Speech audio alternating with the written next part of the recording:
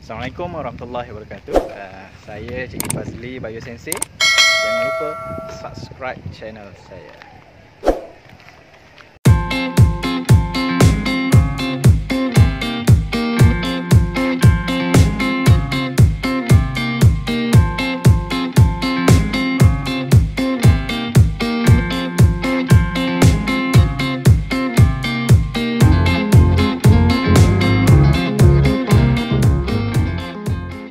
Tentang Respiratory Center, Human Respiratory Center. Okay, pengawal aturan. Okay, so soalan dia masih lagi explain regulatory mechanism of oxygen in the body when you are climbing a mountain. So kat sini kita kena point dekat climbing mountain. So bila climbing mountain berkaitan dengan altitude, tempat yang tinggi. Okay. So bila berkaitan dengan altitude, kita kena kaitkan dengan pressure, partial pressure dekat tempat tinggi.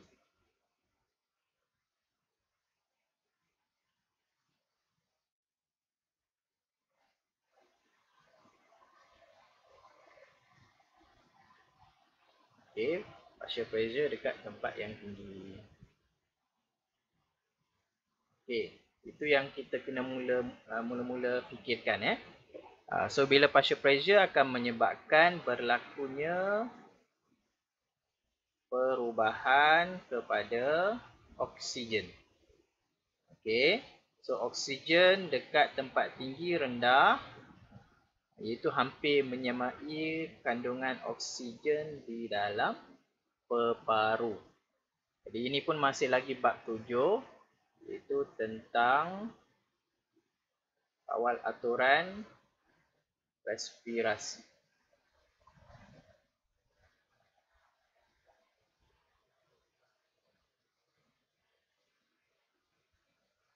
Okey, saya present slide kita balik.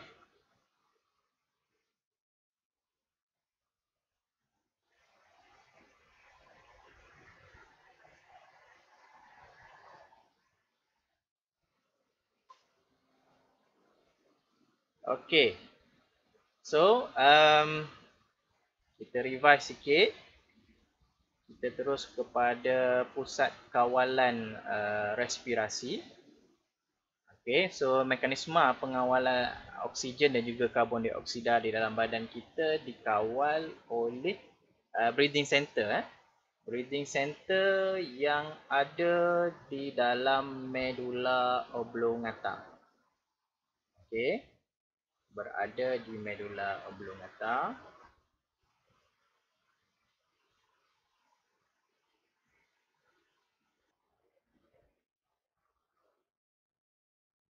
Okey, so berada dalam medula oblongata, fungsinya adalah untuk mengawal atur kandungan oksigen dan juga karbon dioksida in the body. Okey, so apabila berlaku vigorous activity, berlaku perubahan concentration of carbon dioxide, jadi dia akan stimulate respiratory center. Tetapi dalam soalan kita ni dia tanya tentang kandungan oksigen. Okey, kandungan oksigen, regulatory mechanism of oxygen bila kita pergi ke tempat yang tinggi. Okey, so benda yang sama juga berlaku. Okey, bila berada di tempat yang tinggi, terus kepada different situation.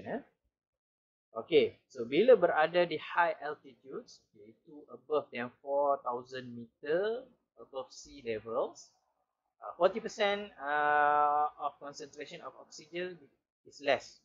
Jadi oksigen tu akan berkurangan sebanyak 40% dan akan menyebabkan hypoxia, a shortage of oxygen. Menyebabkan orang yang naik ke tempat tinggi itu mengalami gasping ataupun tercungap-cungap. Jadi dipanggil sebagai mountain sickness.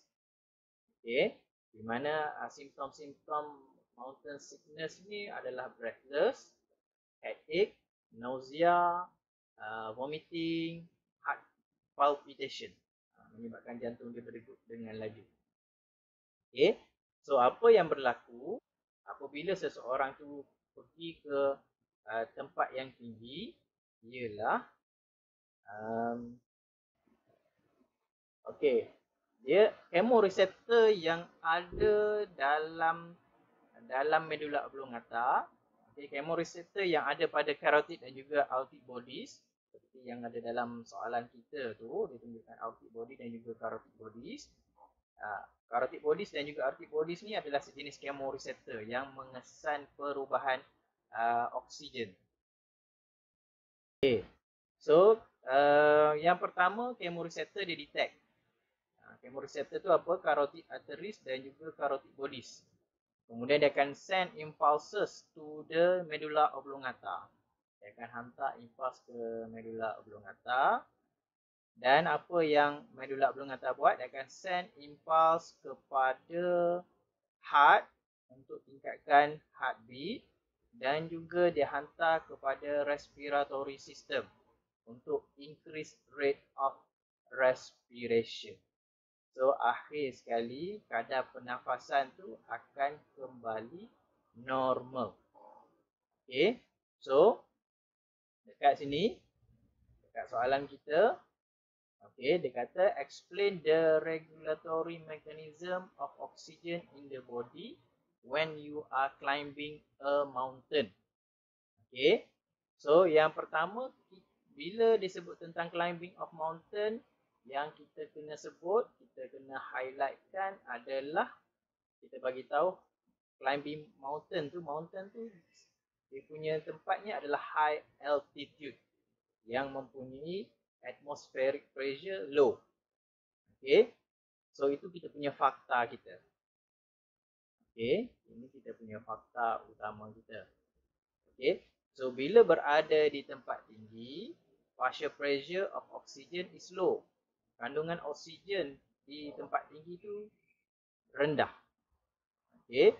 Dan dia akan menyebabkan difficulty in breathing. Okay. Seperti yang saya bagi tahu tadilah. So kesan daripada tempat tinggi tu dia akan menyebabkan breathless, headache, vomiting, heart palpitation. So kita boleh mention yang ini. Dia akan mengalami mountain sickness. Ini pada peringkat awal. Okay. Bila dia mula-mula naik ke atas gunung. So, body kita akan regulate untuk kurangkan kesan mountain sickness tu. Jadi, dia akan buat apa yang dia akan buat. Bila dah mengalami gasping, difficulty in breathing. Kenapa? Sebab berlaku drop in the oxygen level of the blood. Sebab partial pressure dekat luar dengan dekat dalam paru-paru kita hampir sama. Jadi kita mengalami kesukaran untuk menyedut nafas untuk mendapatkan oksigen. Jadi, so bila oksigen level drop, blood pH will increase sebab karbon dioksida banyak dalam darah kita. Okay, dan chemoreceptor ataupun aortic bodies dan juga carotid bodies akan detect. Okay, and then it will send to the respiratory center. Lepas tu, apa respiratory center buat? Dia akan send nerve impulses to diaphragm ataupun intercostal muscle ataupun cardiac heart muscle. Okay, dan akan menyebabkan diaphragm muscle, intercostal muscle contract and relax rapidly. Jadi kesan dia akan menyebabkan breathing rate ataupun ventilation rate increase. Jadi kadar pernafasan kita akan jadi laju. Sebab tu dia jadi gasping. Laju. Okay. So ventilation rate maksud dia kadar pertukaran gas dekat alveolus dengan dekat sel akan bertambah laju. Sebab tadi dia kekurangan oksigen. Okay. So, bila kadar pernafasan jadi laju, degupan jantung jadi laju, maka lebih banyak oksigen oxygen will be inhaled. Maka akan banyak gaseous exchange, more gaseous exchange. Dan at last, mountain sickness tadi, nausea tadi, ataupun pening-pening tadi, ataupun sesak nafas tadi akan berkurangan disebabkan oxygen level will return to the normal level. Jadi sebab tu bila seseorang tu mendaki gunung, contohnya nak naik Gunung Kinabalu, dia tak boleh naik daripada bawah terus pergi kepada puncak all the way. Okay? Sebab dia perlu melakukan penyesuaian. Sebab tu dekat Gunung Kinabalu dia ada camp-camp dia. Camp 1, camp 2, camp 3. Ada nama-nama camp dia lah. Jadi bila sampai dekat satu camp dia kena berhenti supaya nak kurangkan kesan mountain sickness. Supaya body tu boleh regulate dia punya kadar pernafasan, kandungan oksigen dan sebagainya dah biasa dengan udara yang nipis dekat kawasan yang tinggi, maka barulah dia boleh meneruskan ke level stage ataupun camp yang seterusnya. Okey. Sebab orang yang mendaki tu bukan orang yang selalu orang yang duduk dekat gunung. Okey. Kalau orang yang memang dia punya tempat tinggal dia dekat kawasan gunung, sistem respirasinya dah mengalami proses adaptasi dengan situasi persekitaran dia tu.